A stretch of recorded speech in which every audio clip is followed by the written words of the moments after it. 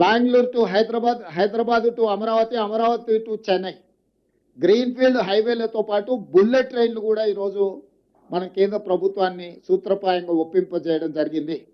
దీంతో దూరము తగ్గుతుంది. డెడికేటెడ్ గ్రీన్ఫీల్డ్ హైవే, ఎక్స్ప్రెస్ హైవేలు వేయడం ద్వారా, బుల్లెట్ ట్రైన్ ద్వారా రవాణా సులభతరం చేస్తున్నాం. భారతదేశంలో సముద్రపు ఒడ్డు లేని రాష్ట్రం తెలంగాణ రాష్ట్రం. ఒకప్పుడు నిజాం ప్రభుత్వంలో మచిలీపట్నం పోర్టు కూడా మన దగ్గర ఉండేది, నిజాం రాజ్యం ఉన్నప్పుడు. ఈరోజు మనం మచిలీపట్నం పోర్టు కూడా ఈరోజు కనెక్టివిటీ డెవలప్ చేస్తున్నాం. తద్వారా ఈ మ్యానుఫ్యాక్చరింగ్ జోన్లో సొంత దేశాలే కాకుండా విదేశాల నుంచి కూడా పెట్టుబడులను ఆకర్షించడం ద్వారా ఈరోజు అభివృద్ధి ప్రణాళికలు సిద్ధం చేస్తున్నాము. ఇవాళ తెలంగాణ రాష్ట్రంలో ఒకే ఒక ఎయిర్పోర్ట్ ఉంది. ఇంకా ఎయిర్పోర్ట్లు రావాల్సిన అవసరం ఉంది. పారిశ్రామికవేత్తలు అడుగుతున్నారు.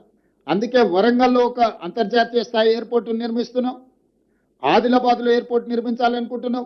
భద్రాద్రి కొత్తగూడెంలో ఎయిర్పోర్ట్ నిర్మించాలనుకుంటున్నాం. రామగుండంలో ఇంకొక ఎయిర్పోర్ట్.